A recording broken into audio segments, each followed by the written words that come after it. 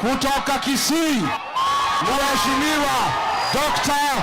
Fred Matiang'i.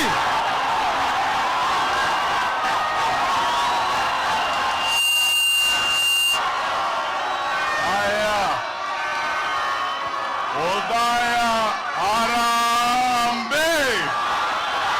Harambee!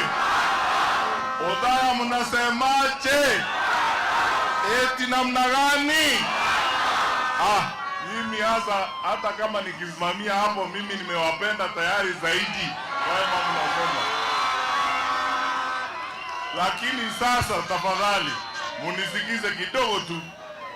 Tumefika hapa vile wenzangu wamewaeleza, kwa sababu ya yale maneno maovu ambayo yalifanyika weekend iliyopita hapa Othaya.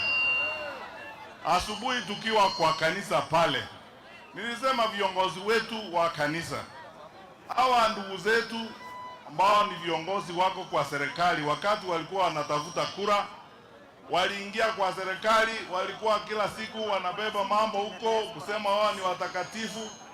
Alafu sasa hata siku moja kiongozi wa kanisa akasema kwa uchaguzi huu the church has a candidate. Wakasema wameleta mtu takatifu, mtu mzuri ambaye atakuja kutufanyia maneno. Mtu anapiga watoto kanisa, ni mtu mzuri kweli? Unajua, nataka kuzungumzia mambo mawili tu. Kule ninakotoka, mahali nilelewa, sisi mtu akisema asha, yani akisema la, kwa sababu kama hatutaki maneno kama hayo tunasema la, ama tunasema namna gani? Asha. Kupiga watoto, kudanganya wananchi, kudanganya hata wazee, kutuibia mali ya serikali, uongozi mbaya. Sasa ndugu zangu na dada, nyinyi watu wa Nyeri, mimi nafurahi kwa sababu ninasimama kwa mchanga wa Mheshimiwa hayati Rais Mwai Kibaki, ambaye aliweka historia kubwa katika ulimwengu kwa mipango yake ya elimu. Sasa tumefika wakati watoto wanashindwa kwenda shule 6 decades after independence. Haya ni maneno mazuri kweli?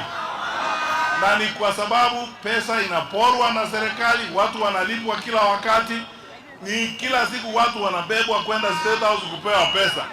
Ndio nasema tafadhali, hizo pesa ziwekwe kwa elimu, watoto wetu wapate capitation, watoto wetu wasome, ama namna gani?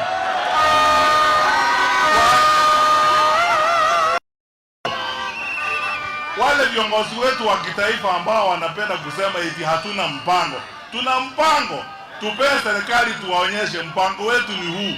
Tutarudisha free primary education, tutarudisha free day secondary education, tutarudisha linda mama, tutarudisha edu afya, na tutaendelea na miradi ya serikali ya kuweka amani kwa nchi yetu. Na sisi mkitupea serikali, hatutawaua watoto, hatutapiga watoto tiagas na kina mama kwa kanisa. Hiyo ndio mpango wetu, tunataka kuendelea mbele kuongoza nchi yetu hii ya Kenya. Kwa hivyo wakisema eti wao uko na akili nyingi mpaka umeshindwa kuelimisha watoto, akili nyingi, hakuna dawa kwa hospitali, mnakubali hiyo ni akili?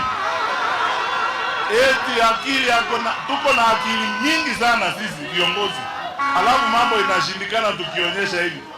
Wananchi hata nyinyi mnakubali kweli hiyo ni akili nyingi? Hapana.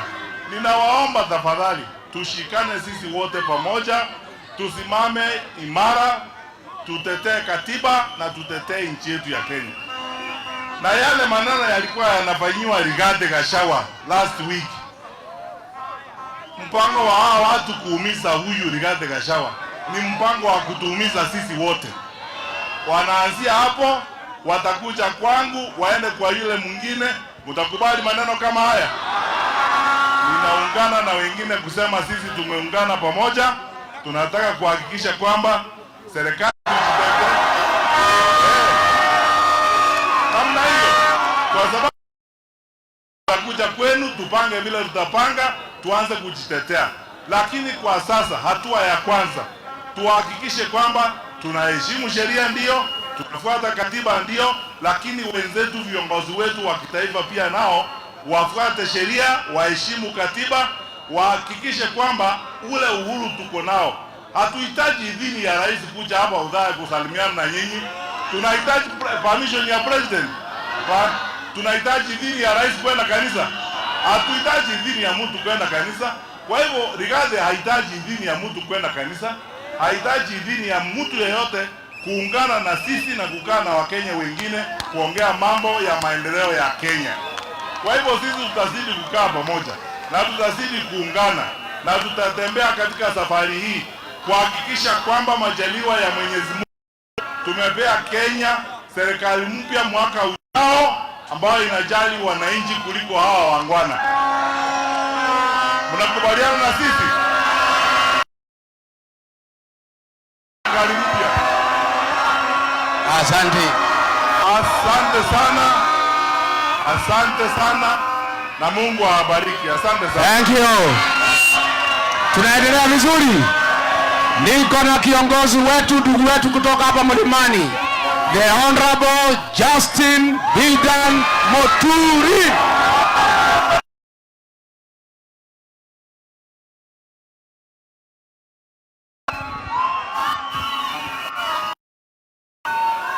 Odae! Odae!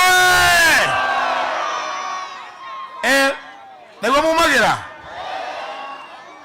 Kaĩ mũraiguĩte ũmũthĩ kwara thĩna tũnyitane na andũ? Mũndũ? Ithuĩ tũtirĩ andũ a kwenderio guoya. Nĩ wama. Sisi tumekuja hapa kwa sababu moja. Kuguza mmoja wetu ni kujaribu kutingiza mlima, na huu mlima hautingiki. Tunataka kumwambia William Ruto, unasema ati viongozi wa upinzani hawana akili. Juzi alikuwa hapa Nyeri, akaita watu viongozi kadhaa wale anapea pesa, akawaambia, unajua nyinyi ndio mlinipatia kiti, mimi siwezi kuachana na nyinyi niende nikatafute wapumbavu. Simulisikia akisema hivyo? Akasema hawezi kuachana na nyinyi ati akatafute wapumbavu. Juzi Ijumaa alipokuwa na wapumbavu, si mnajua wapumbavu? Si ni alisema? Kwani sisi tulimsemea?